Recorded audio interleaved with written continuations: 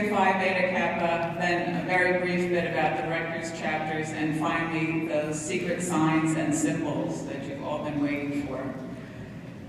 First, I'd like to let you know about some other members of Phi Beta Kappa historically who you now join.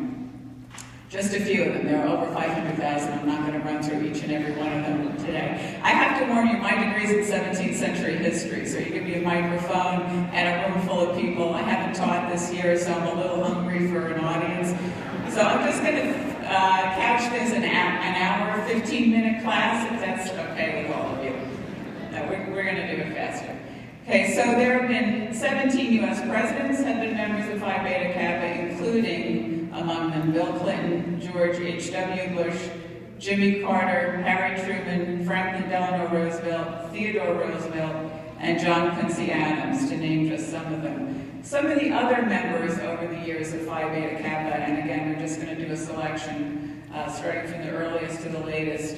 I'm going to list now, and I want you to think about how diverse this group of people is and the different sorts of things that you can do from here on in, given the kind of education that you have. So starting way back when, we have Nathaniel Hawthorne, who's of course an author, W.E.B. Du Bois, another author, Nelson Rockefeller, politician and philanthropist, Jonas Salk, polio vaccine, Betty Friedan, feminist and scholar and writer, Ruth Bader Ginsburg, who is on the Supreme Court, Ralph Nader, consumer advocate, Gloria Steinem, another feminist who started Ms. Magazine and got us using the phraseology of Ms.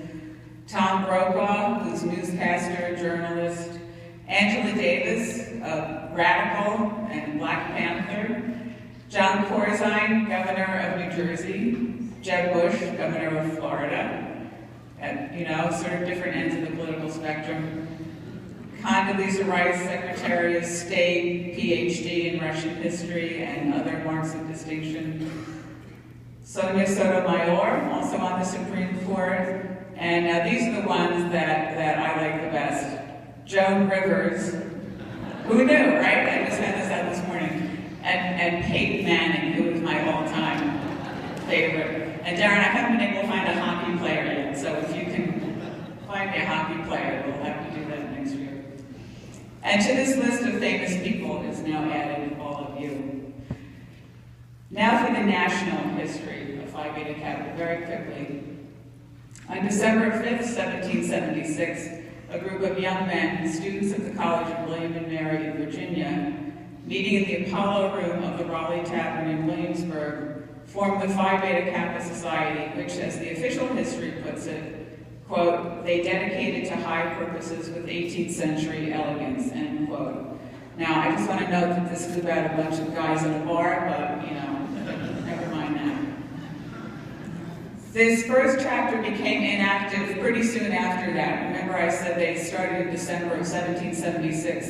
If you roll back a couple of months, July of 1776, the American colonies declared their independence from England, so there was a little bit of activity going on in Virginia at the time, and so the Virginia chapter was not too active from then on until things settled down a bit.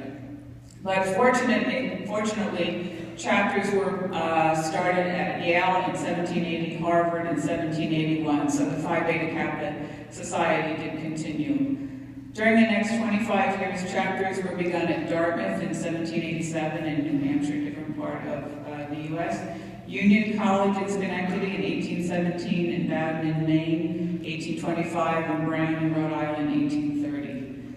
More chapters were added, such that by the end of the 1800s, 25 chapters had been founded, and in 1883, the National Phi Beta Kappa organization, which you're now a member of, was initiated. Today, there are 276 chapters, including, of course, the chapters at Rutgers. While membership in the society was originally restricted to men, in 1875, the first woman was admitted by the University of Vermont. And let's hear it, or else that's...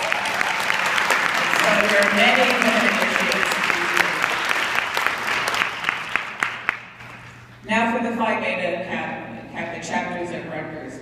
The Rutgers College chapter, the first one, was organized in 1869 by a charter granted from the Alpha chapter at Union College in Schenectady. The way this worked was an existing chapter had to, in essence, seed the new chapter. So Union College in Schenectady, which you may or may not know, it's a fine, small institution, got the Rutgers College chapter started in 1869. This was the 20th chapter to be established in the country.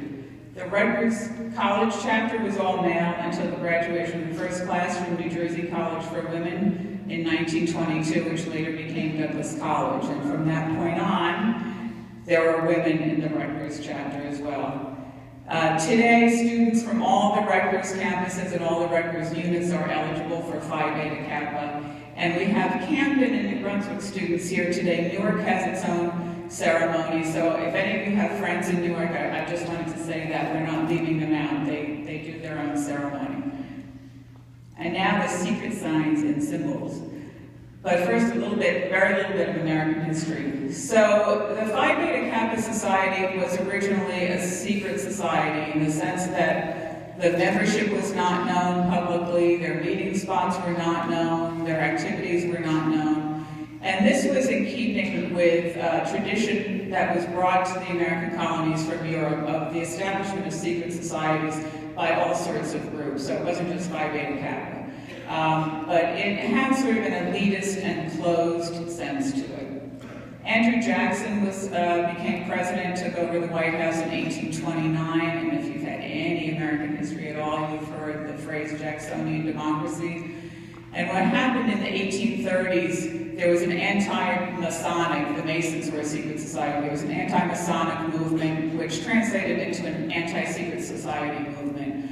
So all these secret societies were essentially opened up. Today we would call it a period of greater transparency. So no longer were the members of Phi Beta Kappa and their meeting places and their activities secret, but they did maintain the original key that they had begun with in Virginia in 1776, which is a replica of which you will get very soon if you haven't gotten it already. And they did maintain the secret signs and symbols on that key. So if you don't have your keys yet, if you will turn, do y'all have these programs? Turn in the front cover where you have the little symbol of the key, so you can follow with me here a little bit. Okay, so on the front, which is the picture that you have in your program, you see the letters PBK, the initials for Phi Beta Kappa, which actually stand for Philosophia Biu Kubernetes, which means love of wisdom, the guide of life. In the upper left-hand corner of the key, you see there are 3 stars. These are symbolizing the aims of the society, and the 3 stars stand for friendship, morality, and literature. And the little pointy hand in the bottom, right? You see that is the symbol for aspiration. On the reverse side, which you can't see in your program, but you'll be able to see when you get your key, are the letters S and P, which represent the second motto of the society, Societas Philosophiae. So those are the secret symbols on your keys.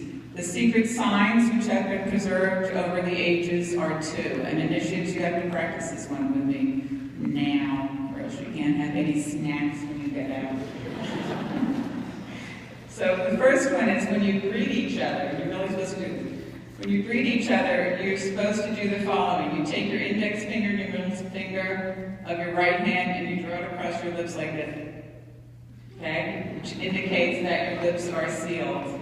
Right? You must do this whenever you greet each other now across campus. Okay? We're going to be watching you, making sure you do that.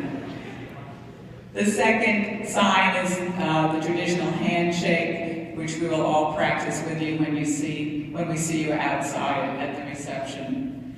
Congratulations to you all. It's really, as Darren noted, a wonderful honor, which you will begin to realize as you get older and people find out you're Phi Beta Kappa and they go, So congratulations to you and your families, and the charge to the new members will now be given by the presiding officer.